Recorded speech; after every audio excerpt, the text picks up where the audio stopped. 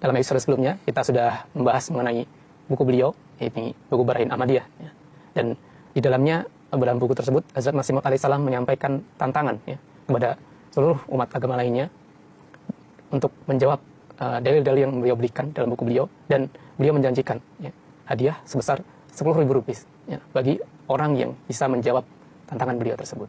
Ya, mungkin Pak Yudi bisa jelaskan lebih lanjut tentang itu. Baik, sebagaimana tadi telah disebutkan, Hazrat Masih Maud menyampaikan tantangan bagi umat dari agama manapun, siapa yang bisa membuktikan kebenaran agama dari kitab-kitab wahyu mereka sebagaimana dalil yang dijelaskan oleh Hazrat Masih Maud di dalam buku Barahin Ahmadiyah, maka beliau akan memberikan hadiah 10.000 rupiah sekala itu. Nah, ketika Hazrat Masih Maud menyampaikan tantangan ini di dalam selebaran beliau yang di bagian awal dari buku Barahin Ahmadiyah, maka sebagaimana kita tahu banyak timbul reaksi baik dari kalangan umat Islam sendiri ataupun dari orang-orang agama lain, agama di luar Islam. Nah, salah satu reaksi yang pertama di sini perlu kita sampaikan, ada seorang pimpinan Brahmo Samaj Lahore yang bernama Pandit Agnihotri. Nah, ketika Hazrat Masih Maud menyampaikan tantangan dalam selebaran itu, beliau pun menuliskan artikel-artikel di dalam berbagai macam surat kabar dan mengklaim bahwa artikel-artikel itu menjawab tantangan Hazrat Masih Maud di dalam Barahin Ahmadiyah ini.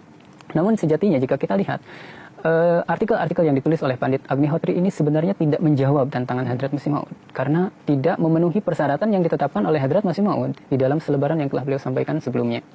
Sebagai contoh seperti ini, di dalam buku Barahin Ahmadiyah, Hazrat Masih Maud alaihissalam menjelaskan mengenai pentingnya ilham, pentingnya wahyu Allah Subhanahu wa taala di dalam memberikan bimbingan atau memberikan petunjuk kepada umat manusia.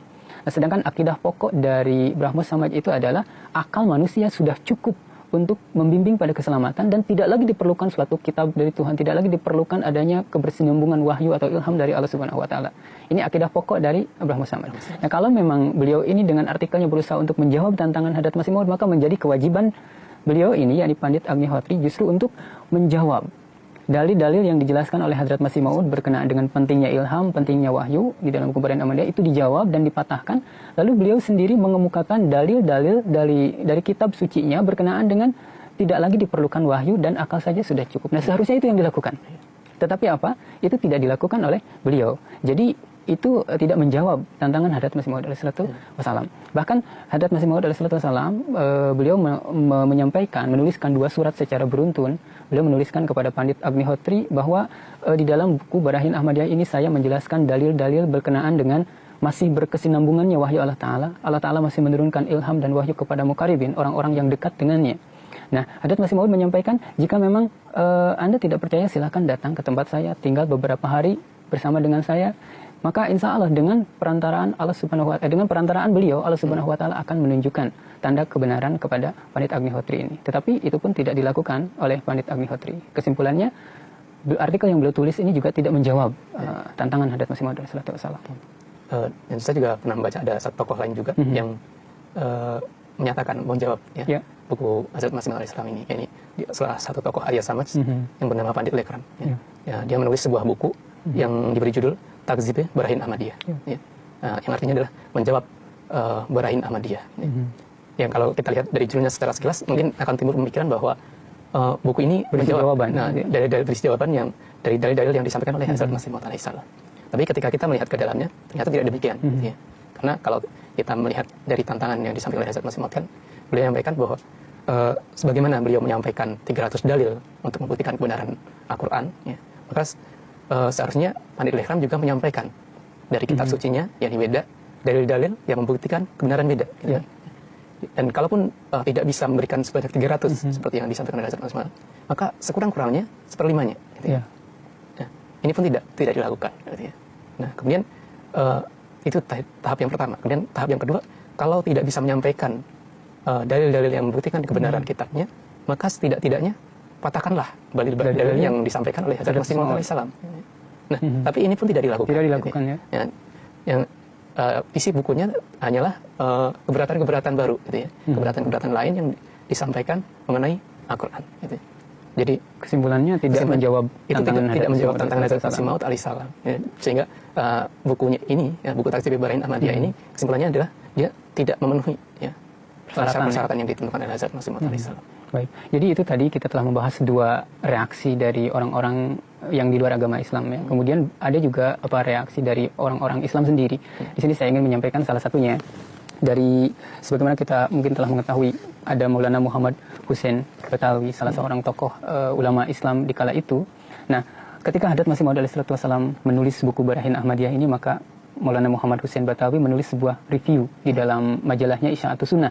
Judul reviewnya itu adalah Barahin Ahmadiyah Part Review. Jadi review atas buku Barahin Ahmadiyah. Nah, di dalam reviewnya ini beliau mengemukakan pujian yang sangat luar biasa kepada Hadrat Masih Maud alaihissalam yang telah menulis buku ini. Di sini ada bagian yang satu paragraf yang menggambarkan pujian yang sangat tinggi yang disampaikan oleh Maulana Muhammad Hussein Batawi.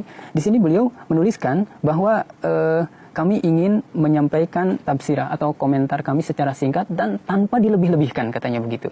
Nah, lalu komentarnya seperti apa? Di sini beliau menulis, menurut pendapat kami, pada zaman ini, dilihat dari kebutuhan pada masa ini, maka buku Barahin Ahmadiyah yang telah ditulis oleh Hazrat Mirza Ghulam Ahmad ini tidak pernah ditulis di dalam agama Islam ini buku yang semisal ini sebelumnya.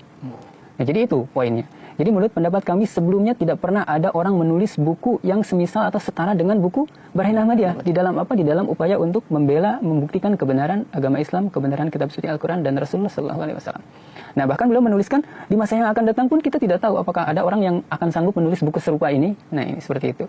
Lalu kemudian di sini juga disebutkan bahwa di dalam upaya untuk membela agama Islam ini, penulis buku Barahin Ahmadiyah, yakni Hazrat Mirza Ghulam Ahmad, telah melakukan satu langkah yang sangat luar biasa dalam mengorbankan waktunya, hartanya, jiwanya, tenaganya, pemikirannya, yaitu untuk membela agama Islam yang pengorbanan beliau ini dengan menulis buku ini jarang sekali dijumpai contoh semisalnya di dalam agama Islam ini. Ini poin yang kedua.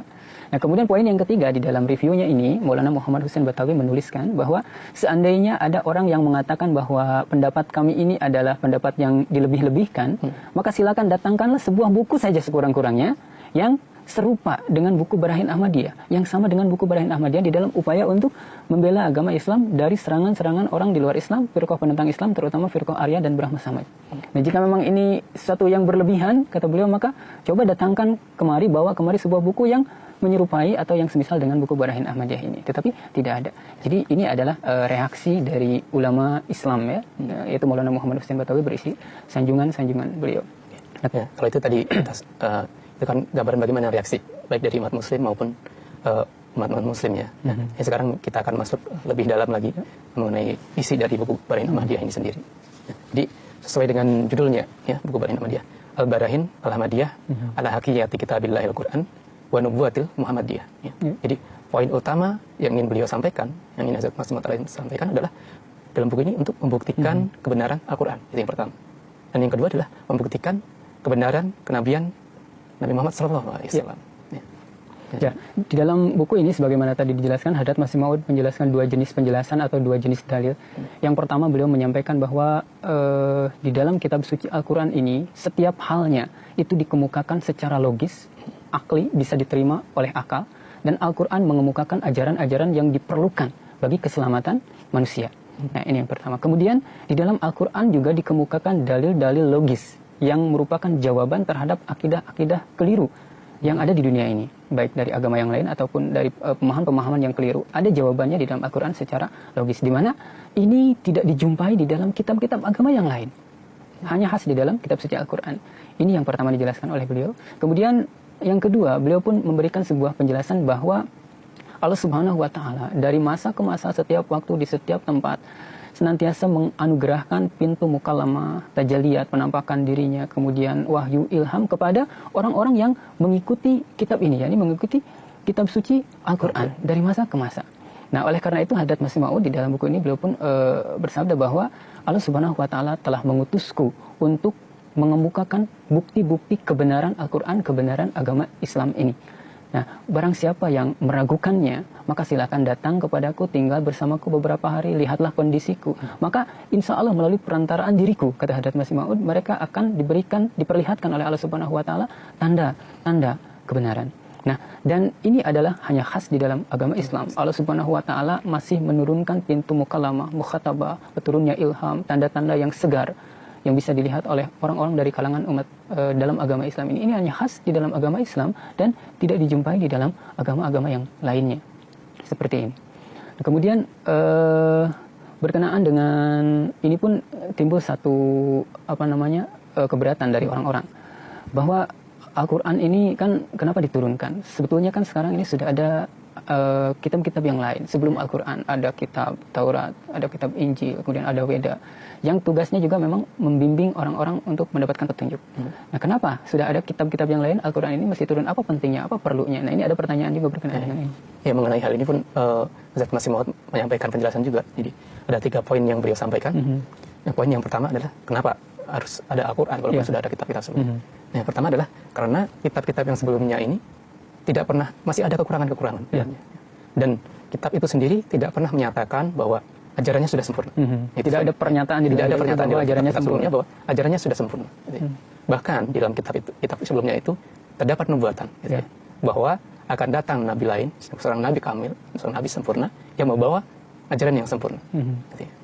Contohnya di dalam Injil, kitab Yohanes pasal 16 ayat 12 sampai 13 itu mengabarkan kedatangan orang lain. Situ disebutkan Yesus berkata kepada murid-muridnya bahwa masih banyak yang ingin aku sampaikan kepada kamu, tetapi kamu belum mampu menanggungnya.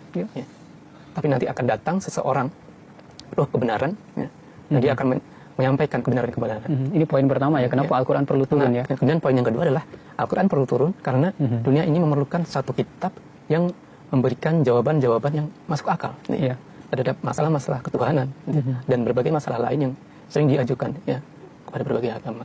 Al-Quran mampu memberikan itu. Al-Quran mampu memberikan itu, dan ini tidak mampu diberikan oleh kitab-kitab yang lainnya. Justru di dalam kitab-kitab itu sendiri mereka tidak mampu menjawab keberatan-keberatan terhadap kitab mereka. Contohnya dalam Injil, Kristen mengajarkan tentang Trinitas, 3 oknum yang menjadi satu. Nah, kitab Injil sendiri tidak bisa menjawab hal ini, tidak bisa memberikan jawaban yang masuk akal, yang bisa diterima oleh manusia, Bahkan tokoh-tokoh ahli kekristenan sendiri, mereka banyak, yang mereka sendiri notabene-nya adalah orang Kristen, mereka banyak yang menolak akidah ini, karena mereka tidak bisa menerimanya. Itu kedua ya. Itu poin yang kedua. Nah, kemudian poin yang ketiga adalah kenapa Al-Quran perlu turun? Karena kitab-kitab yang sebelumnya mereka sudah banyak mengalami perubahan. Tahrif tahrif, perubahan, dan di dalamnya banyak masuk pemikiran-pemikiran manusia. Karena itu manusia memerlukan satu kitab yang itu adalah seutuhnya dari awal sampai akhir adalah firman Allah Ta'ala. Ya, jadi itu tadi 3 penjelasan Hadrat Masih Maud mengapa Al-Quran diturunkan padahal sudah ada kitab-kitab yang lainnya, sudah sangat jelas beliau jelaskan. Kemudian berkenaan dengan masih buku Barain Ahmadiyah ini, sebagaimana tadi judulnya adalah untuk membuktikan kebenaran kitab suci Al-Quran dan kenabian Rasulullah SAW. Hadrat Masih Maud SAW, beliau pun di dalam buku ini memberikan dalil atau penjelasan-penjelasan yang sangat mendasar, yang sangat pokok, yang sangat masuk akal berkenaan dengan kebenaran kitab suci Al-Quran. Salah satu dalil atau penjelasan yang beliau sampaikan adalah Rasulullah SAW, beliau mengemukakan kitab suci Al-Quran kepada dunia sebagai kalam Allah.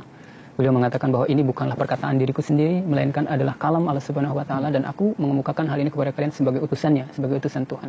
Nah, Rasulullah SAW sendiri, kalau kita lihat dari background beliau ini adalah seorang yang kita tahu ummi, artinya tidak bisa membaca dan menulis, tidak pernah berguru kepada seorang guru pun, tidak pernah bergaul dengan ahli filsafat manapun. Beliau ini, intinya beliau ini seorang yang ummi, tetapi bagaimana kita lihat beliau mengemukakan kepada dunia sebuah kitab yang di dalamnya berisi dalil-dalil yang bisa diterima secara akal, dalil-dalil yang bisa dicerna oleh logika manusia.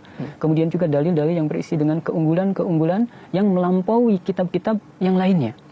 Nah, padahal beliau adalah seorang yang ummi. Jadi ini membuktikan bahwa apa yang dikemukakan oleh beliau, yakni kitab suci Al-Quran ini semata-mata merupakan kalam Tuhan, benar adalah kalam Tuhan. Karena tidak mungkin seorang yang ummi sanggup untuk mengemukakan kitab dengan kesempurnaan serupa itu. Tiada lain kecuali ini adalah pertolongan Tuhan dan merupakan kalam Tuhan.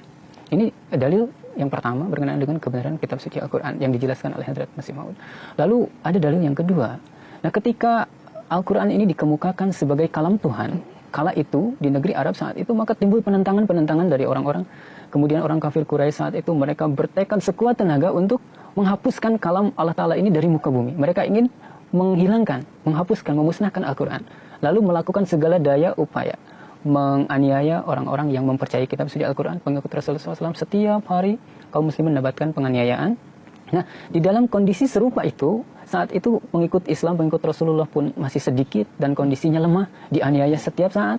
Kemudian orang kafir Quraisy yang dari sisi kemampuan, kekuatan dan kekayaan itu sangat besar, sangat unggul. Mereka menganiaya umat Islam lemah. Tetapi kitab Allah Ta'ala ini, kalam Allah Ta'ala ini mengemukakan bahwa orang-orang yang mengimani kitab ini akan memperoleh kemenangan dan orang-orang yang menentang akan memperoleh kehancuran. Di saat kondisi serupa itu, kondisi kaum muslimin lemah, para penentang kaum muslimin itu dengan berbagai seginya itu unggul, justru kitab atau kalam Allah Ta'ala ini mengemukakan bahwa orang yang lemah ini akan menang. Dan kata mereka, oh ini seperti ujaran seorang yang gila, kata mereka seperti itu. Orang-orang yang menentang mengatakan demikian. Tapi apa yang terjadi? Yang terjadi adalah tepat seperti yang digambarkan di dalam kitab Allah Ta'ala, dalam kalam Tuhan ini. Kaum muslimin memperoleh kemenangan, kita tahu Rasulullah memperoleh Fatah Makkah, kaum kufar Makkah bertekuk lutut dalam artian mereka kalah terhadap umat Islam. Ini merupakan satu bukti yang nyata mengenai kebenaran kitab suci Al-Quran. Lalu bukti yang ketiga, Hadrat Masih Maud alaihissalam menjelaskan bahwa untuk membuktikan kebenaran kitab suci Al-Quran ini bisa dilihat dari sisi ini, yakni Al-Quran berisi banyak sekali nubuatan-nubuatan, banyak sekali kabar-kabar mengenai sesuatu yang akan terjadi di masa mendatang, nubuatan atau kabar gaib. Dan dari waktu ke waktu, dari masa ke masa, nubuatan-nubuatan yang ada di dalam Al-Quran ini tergenapi, terbukti dengan begitu nyata. Ini pun merupakan satu bukti tak terbantahkan bahwa Al-Quran ini memang benar kalam Tuhan, dan memang ini membuktikan dari kebenaran sebagai kitab suci yang Allah Subhanahu wa Ta'ala turunkan. Ini 3 dalil yang dijelaskan oleh Hadrat Masih Maud alaihissalam. Jadi ketika kita bicara tentang bukti-bukti tadi ya, kebenaran Al-Quran, dari situ kita bisa mengambil kesimpulan bahwa Al-Quran ini adalah suatu kitab yang tidak ada bandingannya, gitu ya. Tidak ada bandingannya. Dan itu memang sesuatu yang perlu, ya, karena Al-Quran menyatakan sebagai dia adalah firman Allah, dan kalam Allah Ta'ala mestinya adalah sesuatu yang tidak ada bandingannya. Gitu. Jadi seperti sebagaimana makhluk-makhluk ciptaan Allah Ta'ala itu masing-masing adalah sesuatu yang unik, gitu, dan tidak bisa ditiru oleh manusia. Gitu. Nah, maka Al-Quran pun semestinya adalah sesuatu yang unik, ya, yang tidak ada bandingannya. Dan Hadrat Masih Maud alaihissalam menjelaskan, membuktikan bahwa hal ini bisa dibuktikan dari dua segi, gitu. Dari segi zahir dan batin. Ya. Secara zahir, dari secara zahirnya Al-Quran memiliki kefasihan, balaghah, susunan kalimat yang sangat indah, sangat luar biasa, gitu ya. Dan tidak ada kitab lain yang bisa menyamai hal itu. Nah, mungkin ada beberapa orang yang menyampaikan bahwa ada buku-buku lain yang memiliki keindahan yang serupa dengan Al-Quran, ya, dengan Al-Quran, mengklaim seperti itu. Gitu. Tapi ada satu yang mereka lupakan adalah Al-Quran bukan hanya memiliki keindahan secara zahir, gitu, dari sisi luarnya saja. Ya. Jadi dari sisi luar keindahan khususnya kalimat yang sangat luar biasa. Nah, dari sisi isi Al-Quran mengandung berbagai makrifat, ya, yang luar biasa, gitu ya. Nubuatan-nubuatan, ilmu yang itu tidak dimiliki oleh di dalam kitab-kitab lainnya, gitu. Karena kitab-kitab lain ini hanya mereka mengejar keindahan sehingga melupakan isinya. Gitu. Ini adalah bukti-bukti bahwa Al-Quran itu tidak tertandingi, ya? Tidak ada tandingannya. Ya, selanjutnya kita juga berbicara berkenaan dengan satu poin lagi. Hadrat Masih Maud menyampaikan di dalam buku ini mengenai mukjizat Al-Quran ini dan pengaruh-pengaruh yang ditimbulkan oleh Al-Quran. Ada satu poin berkenaan dengan mukjizat ini. Hadrat Masih Maud memberikan sebuah penjelasan yang sangat luar biasa. Beliau mengatakan, menuliskan bahwa kitab suci Al-Quran ini diturunkan di negeri Arab kala itu, di zaman di mana orang-orang Arab saat itu mereka sangat mendewakan fasahat, mendewakan balagat gitu kan di dalam bahasa itu. Sehingga karena saking membanggakan fasahat dan balagatnya, mereka menyebut kaum lain itu sebagai ajami atau sebagai orang yang bisu. Artinya tidak bisa menampilkan keindahan-keindahan dalam fasahat dan balagat sebagaimana orang-orang Arab kala itu. Nah, Al-Quran itu turun di masa seperti itu, di zaman itu. Nah, kemudian Hadrat Masih Maud menjelaskan bahwa jika Al-Quran menyampaikan sebuah tantangan, jika memang kalian ini menganggap Al-Quran ini bukan sebuah kalam Tuhan, tetapi sebuah kalam atau perkataan manusia, maka lazimnya apa yang dibuat oleh manusia itu bisa dibuat oleh manusia yang lainnya. Nah, maka di dalam Al-Quran diajukan sebuah tantangan kepada orang-orang yang menganggap bahwa Al-Quran ini bukan kalam Tuhan. Dan jika memang kalam manusia, maka pasti manusia yang lain bisa membuatnya. Oleh karena itu, datangkanlah contoh sebuah surat yang semisalnya, yang semisal Al-Quran. Kalau memang Al-Quran ini sebagai kalam manusia, pasti kalian bisa mendatangkannya. Tetapi apa yang terjadi? Tidak ada yang sanggup. Orang-orang di kala itu pun tidak ada yang sanggup menampilkan contoh yang semisal Al-Quran. Bahkan mereka mengatakan bahwa kami tidak sanggup memberikan sebuah contoh yang semisalnya. Karena ketidaksanggupan mereka dan keburuk sangkaan mereka itu, mereka mengatakan bahwa Al-Quran ini adalah sebuah sihir. Dan kami tidak bisa melawan sebuah sihir. Ini yang mereka katakan. Nah, pada intinya mereka tidak bisa memberikan sebuah jawaban, menghadirkan sebuah kitab yang semisal dengan Al-Quran. Bahkan sampai kini pun setelah 14 abad berlalu tidak ada yang sanggup untuk membawa sebuah kitab, sebuah surat yang menyerupai Al-Quran. Ini adalah salah satu mukjizat Al-Quran yang dijelaskan oleh Hadrat Masih Maud. Ya, jadi itu memang sebuah bukti yang sangat luar biasa ya mengenai mukjizat Al-Quran. Dan itu tidak bisa kita temui ya dalam kitab-kitab lain manapun. Demikianlah pemirsa, tadi perbincangan kami berdua mengenai buku Barahin Ahmadiyah, mengenai pokok-pokok bukti-bukti kebenaran Al-Quran. Ya, kita akan bertemu kembali dalam episode selanjutnya, masih dalam buku Barahin Ahmadiyah, bersama saya Fadl Aman Nurdin. Assalamualaikum warahmatullahi wabarakatuh. Assalamualaikum.